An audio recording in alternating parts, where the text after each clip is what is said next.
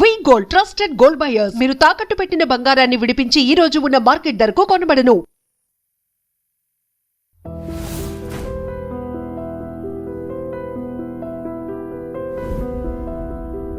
నమస్తే, welcome to I dream weekend update with Kavitha.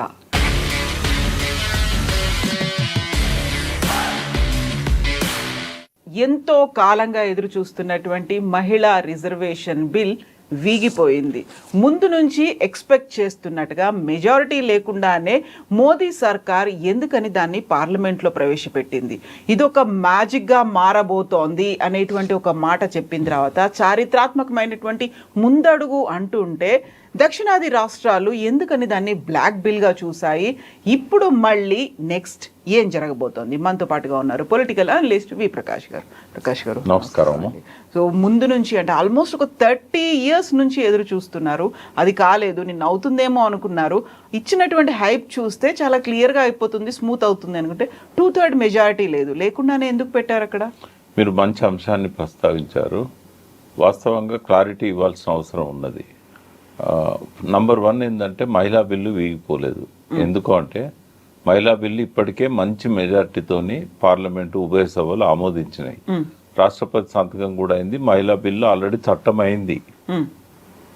Bill వీగిపోయింది అని మోడీ కేవలం రెండు రాష్ట్రాల ఎలక్షన్స్ కోసం, అక్కడ మమతా బెనర్జీ ఉంది, ఇక్కడ స్టాలిన్ ఉన్నాడు. స్టాలిన్ యాంటీగా ఓట్ చేశాడు, మమతా బెనర్జీ కూడా యాంటీగా ఓట్ చేశారు. బట్ ఎలక్షన్స్లో మేము మహిళలకు ఏదో చేయాలనుకుంటే ఈ రెండు పార్టీలు వ్యతిరేకించినాయని చెప్పి ఇప్పుడు పెద్ద ఎత్తున విజృంభిస్తారు. బహుశా ఇవాళ పొద్దున్న నుంచి తమిళనాడులోను వెస్ట్ బెంగాల్లో క్యాంపెయిన్ స్టార్ట్ చేసి ఉంటారు. మహిళా బిల్లుకు వీళ్ళు అనుకూలంగా లేరు. అసలు మహిళా బిల్లు ఎప్పుడో యాక్సెప్ట్ అయింది కదా. మహిళలకు పార్లమెంట్ ఎక్కడ వ్యతిరేకంగా ఉన్నట్టు? మహిళలకు ఎప్పుడూ వ్యతిరేకంగా లేరు. అందులో ఒక చిన్న క్లాజ్ పెట్టారు. ఆల్రెడీ చట్టమైన దానిలో ఒక చిన్న క్లాజ్ పెట్టారు. ఆ క్లాజ్ ఏంటంటే ఈ సెన్సెస్ అయిన తర్వాత మహిళా బిల్లును అమల్లోకి తీసుకురావాలని చెప్పి అనుకున్నారు. సెన్సెస్ ఎప్పుడైపోతుంది? 27 అనుకున్నట్టుగా జరిగితే 27లో అయిపోతుంది. దానికి అంత సమయం ఇవ్వాల్సిన అవసరం కూడా లేదు. 3 daysలో చేయొచ్చు. ఇప్పుడు తెలంగాణ అంతా ఒక రోజులో చేసింది కదా అప్పుడు కేసీఆర్ గారు ఉన్నప్పుడు. 3 daysలో చేయొచ్చు.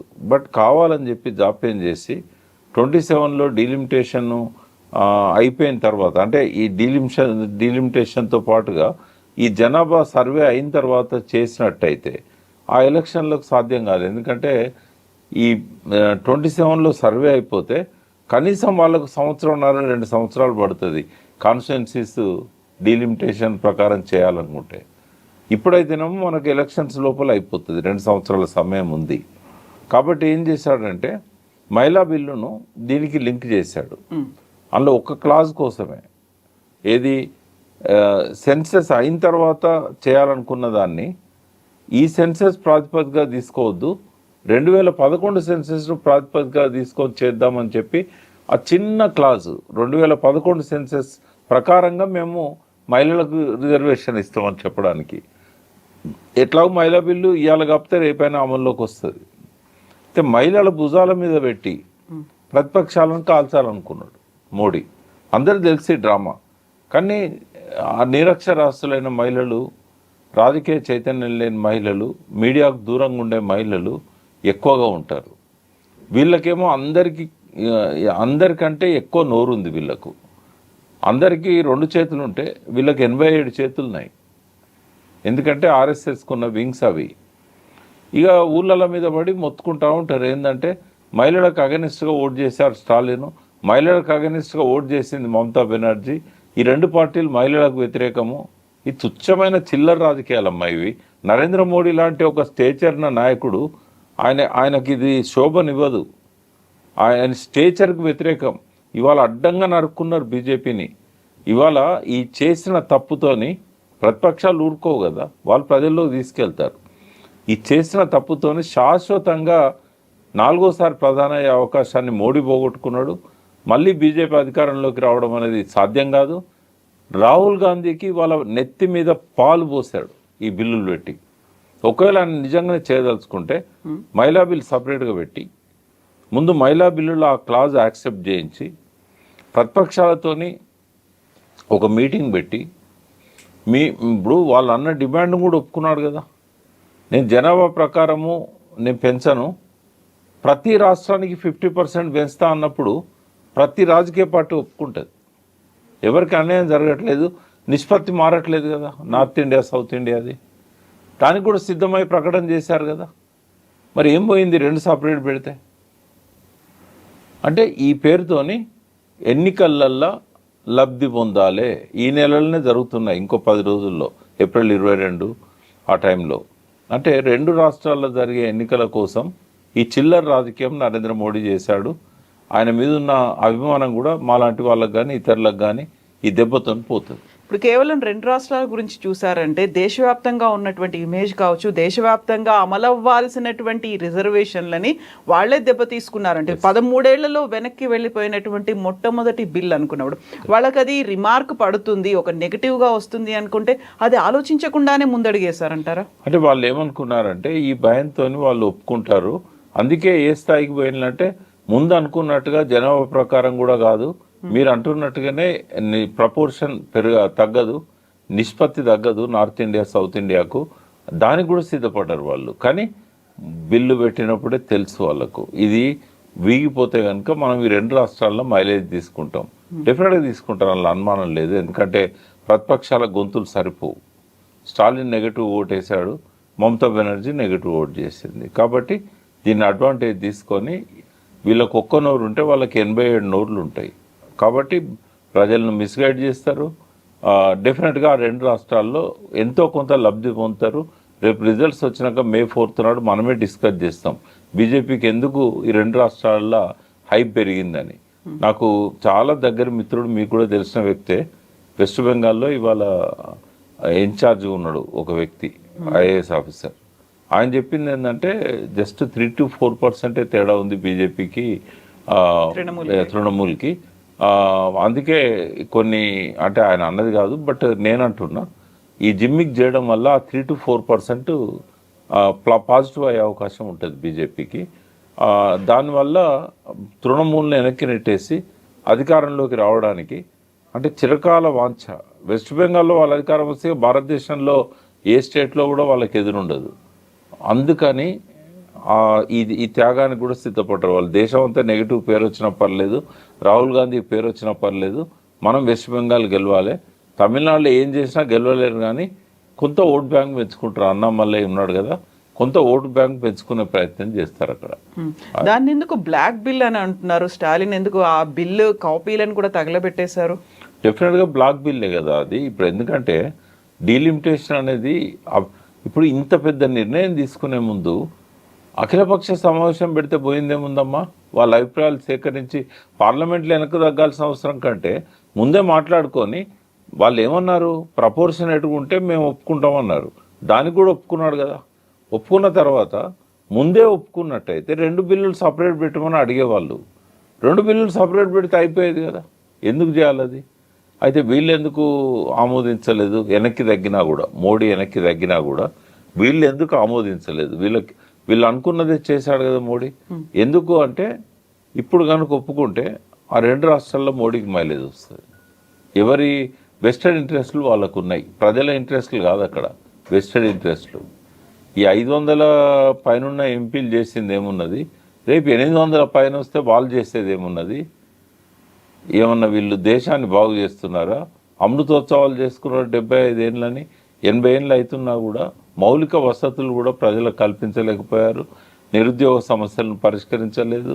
కనీసము పడ్డ వర్షపు నీళ్ళను కూడా పొలాలకు మళ్లించే ప్రయత్నం చేయలేదు. అక్షరాస్యతను పెంచే ప్రయత్నం చేయలేదు. వీళ్ళు చేసేటి అన్నీ పై తప్ప నిజంగా రిజల్ట్స్ వచ్చేటివి కావు.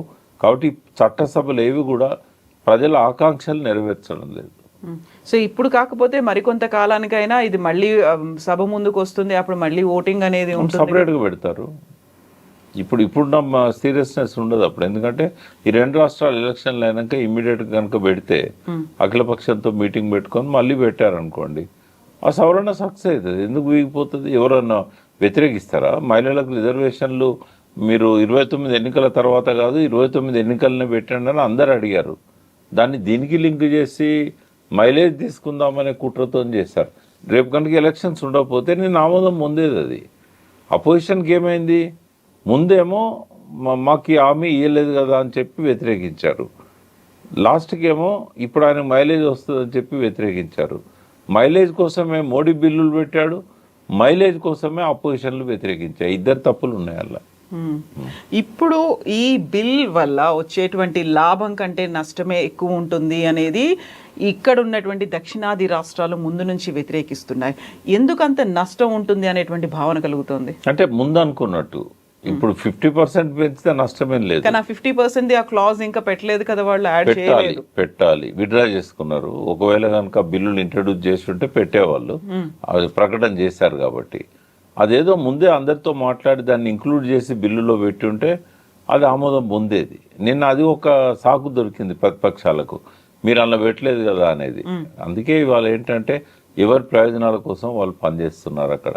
మోడీ కనుక సమయస్ఫూర్తితో అందరిని పిలిచి ఈ దేశానికి అవసరమైంది, రేపు మోడీ ఉంటాడు ఉండడు, బట్ ఇక్కడ ఏంటంటే 800 పైన ఉన్న ఎంపీలు ఉండాలన్నప్పుడు వాళ్ళ కాన్సెంట్ తీసుకొని పెడితే ఇబ్బంది ఏం లేకపోయేది. అపోజ్ చేయడానికి ఏ కారణం ఉండదు ప్రతిపక్షాలకి ఇప్పుడున్న పద్ధతిలో.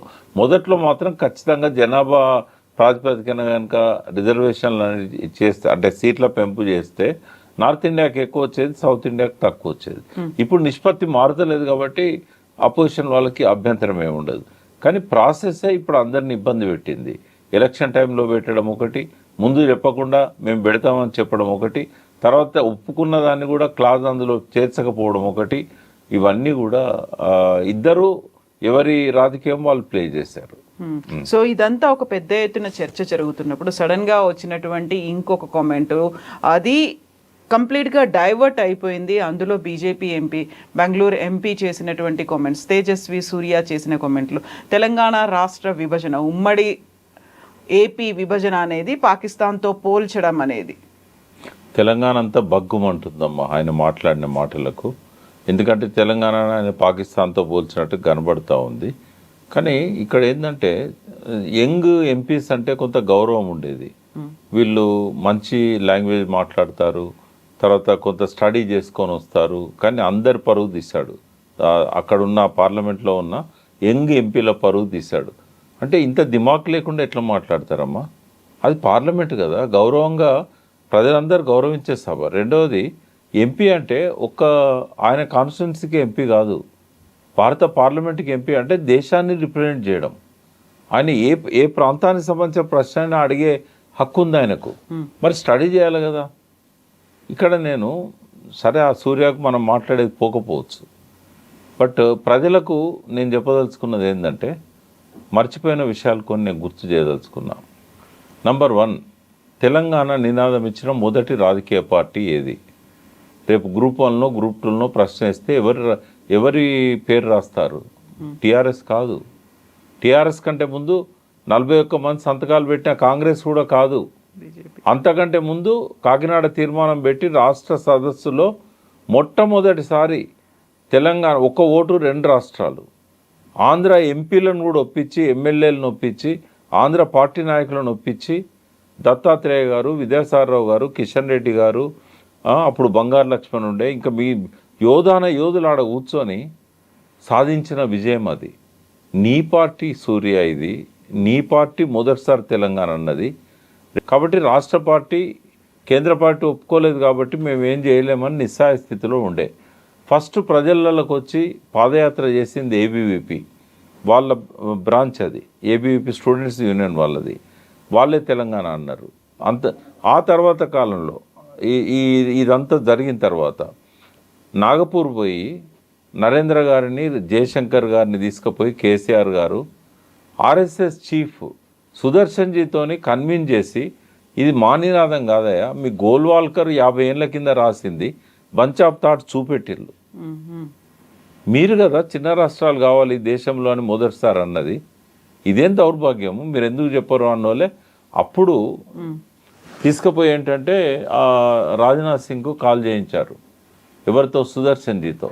2005లో ఇద్దరు మినిస్టర్స్, లేబర్ మినిస్టర్ కేసీఆర్, సహాయ మంత్రి రూరల్ డెవలప్మెంట్ నరేంద్ర గారు కన్విన్స్ చేసింది జయశంకర్ గారు. వాళ్ళతో భోజనం చేసి దినమంతా ఆర్ఎస్ఎస్ హెడ్ క్వార్టర్లో ఉండి రాజ్నాథ్ సింగ్ అప్పుడు పార్టీ అధ్యక్షుడు, ఆయనకు చెప్తే అప్పుడు ఆయనే ప్రణబ్ ముఖర్జీకి ఫోన్ చేసి మీరు బిల్ పెట్టండి మేము మద్దతు ఇస్తామని చెప్పాడు. ఆ మాట అన్నాకనే ఫైల్ మూవ్ అయింది. సరే అప్పుడు రాజశేఖర రెడ్డి గారు అడ్డుపడ్డారు కాబట్టి వెంటనే చేయలేకపోయారు.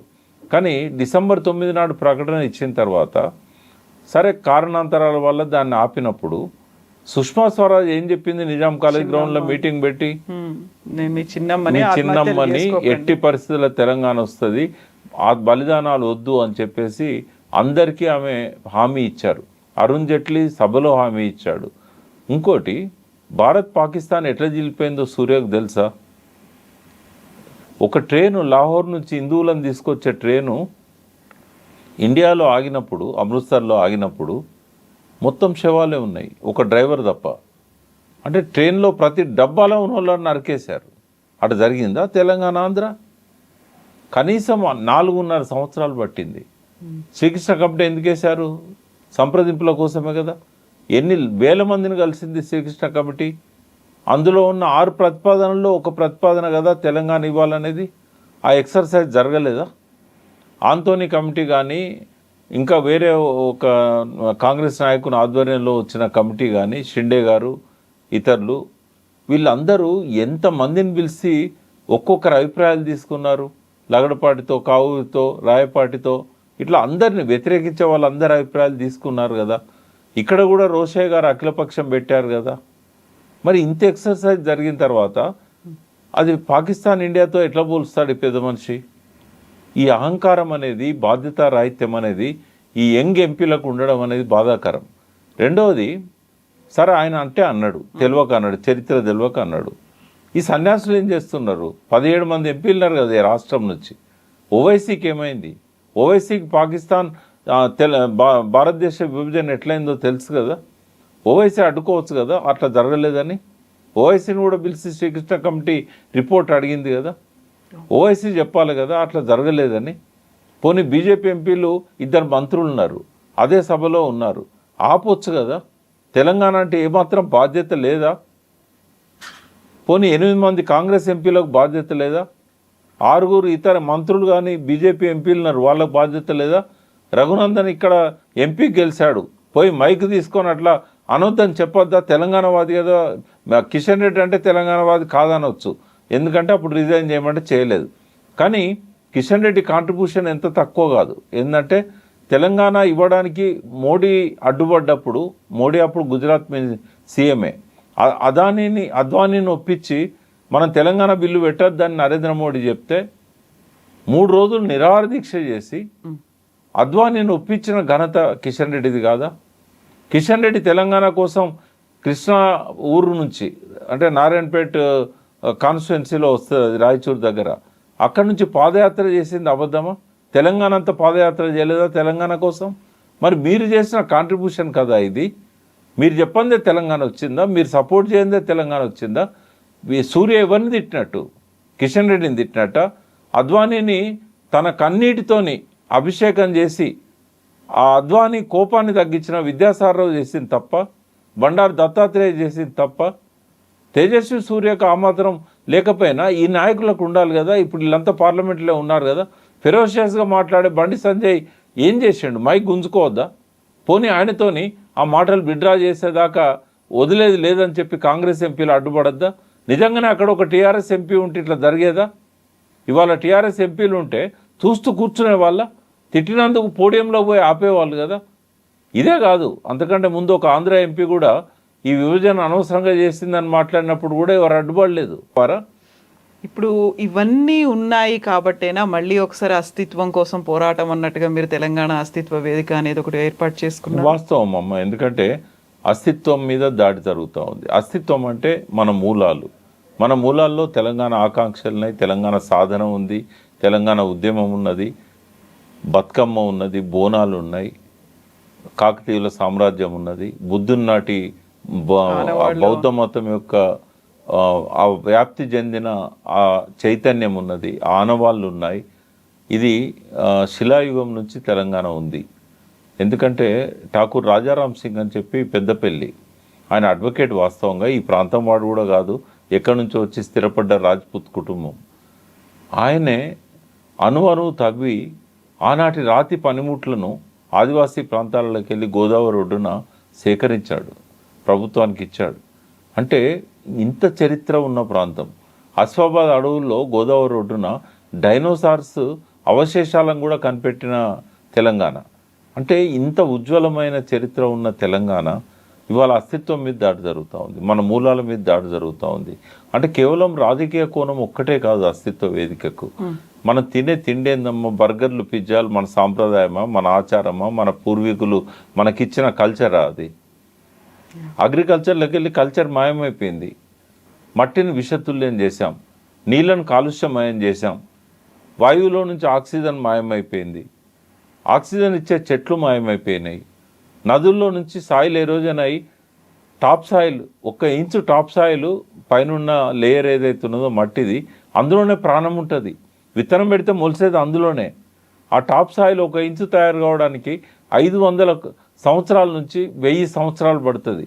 అటువంటిది ప్రతి సంవత్సరం 5 బిలియన్లు అంటే 500 కోట్లు, 500 కోట్ల మెట్రిక్ టన్నుల టాప్ సాయిల్ సముద్రంలో కలుస్తూ ఉన్నది. అన్ని నదుల్లో నుంచి, తెలంగాణ నుంచి కూడా కలుస్తుంది. గోదావరి, మంజీరా ఇవన్నీ టాప్ ఎరోజన్ అయ్యే సాయిల్. ఇది నిజాం సాగర్ సాయిల్ ఎరోజన్ వల్లనే దాదాపు అది 158 టీఎంసీలు ఉండాల్సిన రిజర్వాయర్ 14 టీఎంసీలో పడిపోయింది. 30 టీఎంసీల కెపాసిటీ ఉన్న రిజర్వాయర్ 11 టీఎంసీలకు పడిపోయింది.